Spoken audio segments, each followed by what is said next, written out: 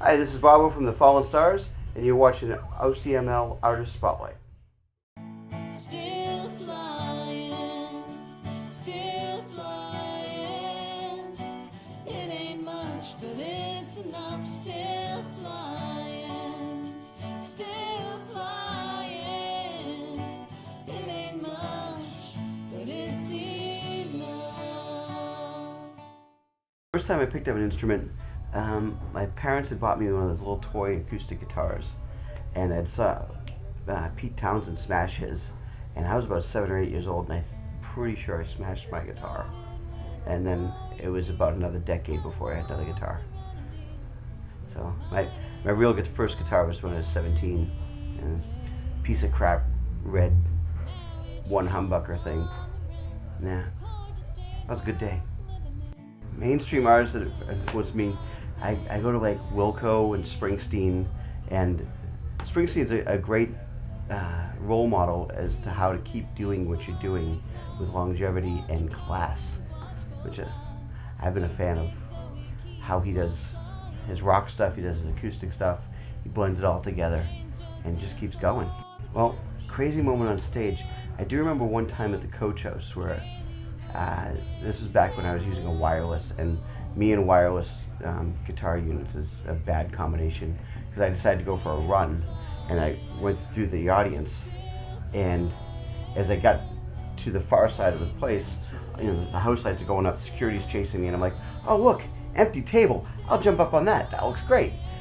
The table was there because I had a broken leg, and I jumped up on the table and the whole thing went over, and I just ate it, and guitars flying and all this other stuff, and the security guys are reaching for me, they're like, do you need help? And I'm like, I have to get back for the chorus.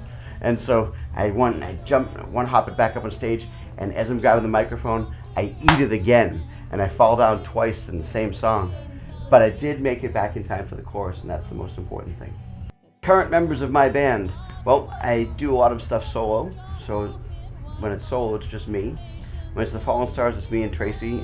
Tracy, my wife, who sings and plays bass. And then we have Brandon Allen on drums sometimes, and then we have Matt Froelich on drums sometimes, and then when we go to Europe, we have Julian Klaus, who plays drums with us there, and then we also have our friend Ben Riddle from Australia. Just repeat that last little 3 words. Okay. Let's wait until because he's going to be pulling out. Well, I do a lot of shows solo, so that it's just me and the band. And then the Fallen Stars, it's me and Tracy. Tracy's my wife, who sings and plays bass. And we also have Brandon Allen, who plays drums with us most of the time. We also have Matt Froelich, who plays drums with us sometimes. And then when we go to Europe, we have Julian Klaus, who plays drums with us. And when we go to New Hampshire or Massachusetts, New England, we have Jimmy Mahoney, who plays drums with us there. And then we have Ben Riddle from Australia. And when he joins us in Europe, we become Riddle and the Stars. And so that's the universe of the thing that I do. The Fallen Stars came from, we were watching something with Graham Parsons, and Graham Parsons' band was called the Fallen Angels. And we're like, oh, we're kind of doing an Americana thing. We could probably maybe take a little bit of that. That might be kind of good. And I also had a song called Find Some Light. This motherfucker, I swear to The God. name of the band, The Fallen Stars, and when I'm solo, it's obviously my name, so that's easy. That was easy name to come up with. And The Fallen Stars came about because we played kind of Americana, alt-country music, and we were listening to a lot of Graham Parsons at the time. And Graham Parsons' backing band was called The Fallen Angels. And we're like, oh, that's kind of cool. And I also had this song called Find Some Light that had the chorus, I'm just a fallen star that never shone. I'm like, okay, that song's kind of crap. That's a kind of cool line.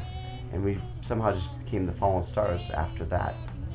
And then when we went to Europe and met our friend Ben Riddle and started doing music together with him being Ben Riddle, us being the Fallen Stars, we just became Riddle and the Stars.